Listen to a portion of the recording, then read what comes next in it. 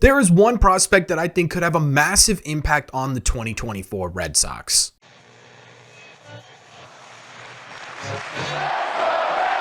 What is going on, everybody? Welcome back to Red Seat Radio. My name is Corbin, and there's going to be a flurry of move from the Boston Red Sox in the next couple of weeks. They've got a ton of holes on their roster, and whether or not they fill them with elite talent or not, they got to fill them with somebody. But while we're still waiting with bated breath, I got to thinking, which rookie, which prospect could have the biggest impact on the Red Sox? And I think there's one clear answer, a guy that could have a massive impact based on both opportunity and skill. So what we're going to do in today's video is we're going to break this guy down. We're going to talk about why this prospect has the opportunity to be one of the more impactful players on the Red Sox in 2024. We're going to talk about why I think that, and we're going to talk about what a realistic rookie season from this player could look like. But before we get into that, do me a favor. Make sure you guys have hit that subscribe button if you haven't already. If you're new here, we talk Red Sox content almost every single day. Also, make sure you guys have hit the like button on this video as well. Helps these videos out a ton, and it would mean a lot to me. Thank you all very much for clicking on this one.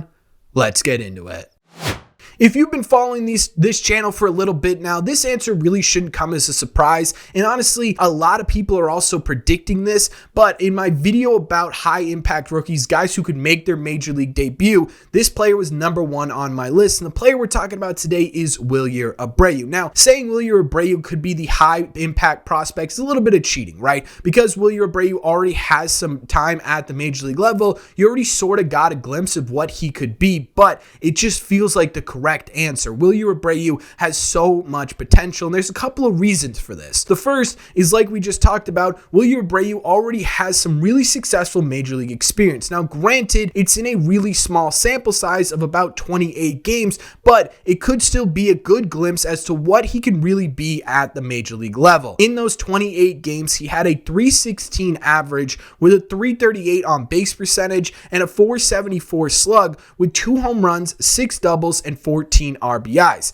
This led to a 132 OPS plus, or about 32% more productive at the plate in those 28 games than the average player in the league was. Now, in 2023, Wilyer Abreu didn't just excel at the major league level, he also crushed the AAA level, where he played most of his season in 2023. In AAA, he had a .274 average with a .391 on base percentage and a .538 slug. Good for a .930 OPS plus with 22 home runs. There was also a stretch there in AAA where he had, I believe it was 6 or 7 games in a row with home runs, and 1 or 2 games where he had multiple home runs during that stretch. Basically, what I'm saying is Wilyer Abreu absolutely crushed it in 2023. Now, baseline statistics are great, but it's a really small sample size, right? It's hard to say over the course of a 162 game season what Wilyer Abreu is going to look like. So another reason why I think Wilyer Abreu is going to be fantastic is because when you take a little bit of a deeper dive into his numbers, he's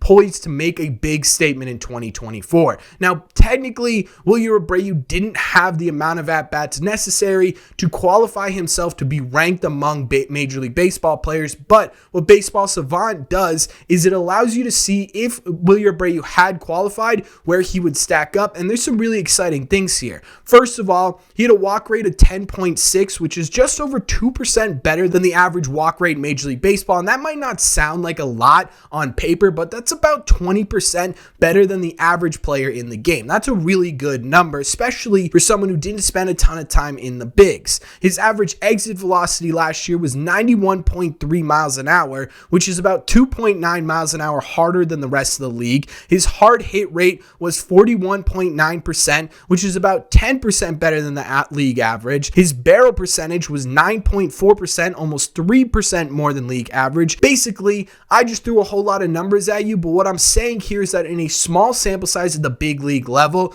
Wilyer Abreu showed 3 things. The first is that he's going to swing and miss. His K rate was much higher than the average in Major League Baseball, but he's also not going to chase a lot of pitches outside of the zone. He's going to be able to take walks, and when he does make contact with the baseball, he's hitting the absolute crap out of it, right? That is some really, really great early signs from Wilyer Wilyer Abreu that this is what he's going to look like at the major league level. And it's not just a small sample size. This is who Wilyer Abreu is. Over his 6 minor league seasons, he has a career 361 on base percentage and a 492 slug. This is who Wilyer Abreu has been his entire career. He's been a guy who's not afraid to take walks, has a great command over the strike zone, and he's got a whole lot of power in that bat. This reminds me a whole lot of what Tristan Casas kind of looked like, one, in his first taste of Major League Baseball, and two, overall with his hitting profile throughout the minor leagues. Now, obviously, Tristan Casas is a much more highly touted prospect and has a higher ceiling, but Wilyer Abreu, based on what we've seen so far, both in the major leagues and the minor leagues, could have a very similar profile, and we saw what Tristan Casas was able to do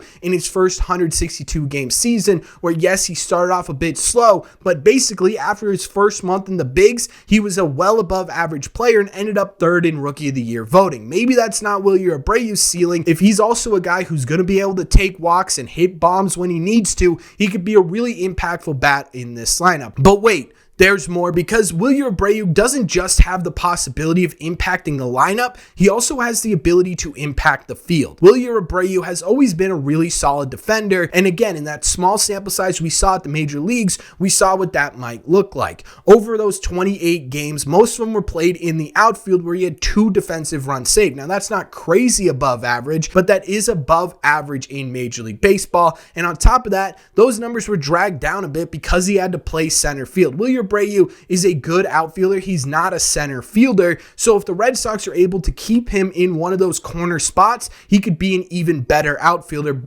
possibly getting to a well above average outfielder. And not only that, but he also has a cannon of an arm. During this time in the outfield, Wilyer Abreu was hitting speeds of 95 miles an hour, which put him in the 97th percentile in Major League Baseball. Basically, what I'm saying here is Wilyer Abreu is a solid outfielder with an arm that only 3% of Major League Baseballers have a better one of, right? Wilyer Abreu is throwing really, really hard in the outfield, and that's a great recipe for success when you're looking at the defensive metrics of Wilyer Abreu.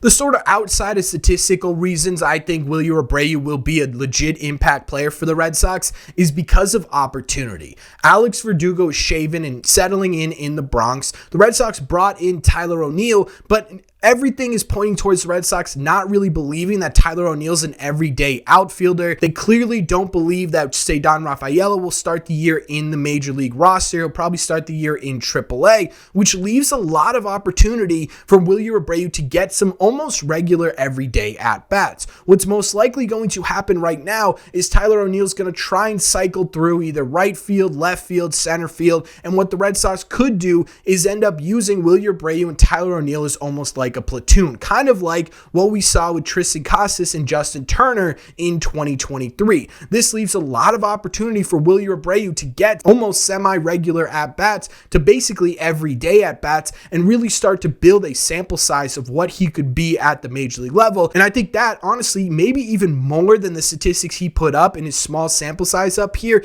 is why I think he could have the biggest impact, because he's in a position where the Red Sox just simply need a body, and if Wilyer Abreu can step up and play to the level he played in 2023, he could be an excellent addition to the Boston Red Sox and fill that hole that they need right now. And I think right now that's one of the biggest reasons why we're going to see a lot of Wilyer Abreu in 2024. So we're looking at the highest impact rookie the Red Sox could possibly have. I think the answer is clear. It's Wilyer Abreu, not just based on the fact that he was successful in a small sample size, but based on the fact that this is who he is. This is a guy that the Red Sox traded for. This is the reason they traded for him, and he has the opportunity to do that. Now, if we're talking about what a realistic 2024 should look like for Wilyer, what a true high impact season could look like, I think it's not unreasonable to assume he's going to be in that 115 plus OPS plus range, where he's not at that 132 OPS plus level. That's kind of really high. Tristan Casas didn't even get there last year, but 115 would be 15% better than the average player in baseball. baseball, and it would allow you to replicate what Alex Verdugo was giving to you both on the field and in the batter's box by about 15% more than what Alex Verdugo was doing. This to me doesn't feel like an impossible feat for Wilyer Abreu. Basically what he'd have to do is have an on-base percentage of .350 and a slug of .430. If Wilyer Abreu could do that, he'll be right in that 115 OPS plus range. And again, based on everything we've seen, not only over the course of a 28-game stretch for the Red Sox in the back half of 2023, but also what we've seen in over 6 years of playing in the minor leagues, Wilyer Abreu is fully capable of doing this. If he sticks to his approach, if he sticks to who he is, he will be a very big, impactful player for the Red Sox in 2024, and I'm confident enough to say that that's going to happen. But there are a lot of rookies that could make an impact on the Red Sox, and I want your opinion in the comment section down below. Do you think the highest impact rookie will come from Wilyer Abreu? Do you think it'll come from somewhere else? A pitching side of things, maybe a catcher, maybe a shortstop? Where do you think the Red Sox highest impact prospect will come from, and why? In the comment section down below. Let me know all your thoughts on this video in the comment section. As always, if you made it to the end of this video, do me a favor, make sure you guys have hit that subscribe button if you haven't already. If you're new here, we talk Red Sox content almost every single day. Also, make sure you guys have hit the like button on this video as well. Helps these videos out a ton, and it would mean a lot to me. Thank you all very much for clicking on this one, and I will see you in the red seats.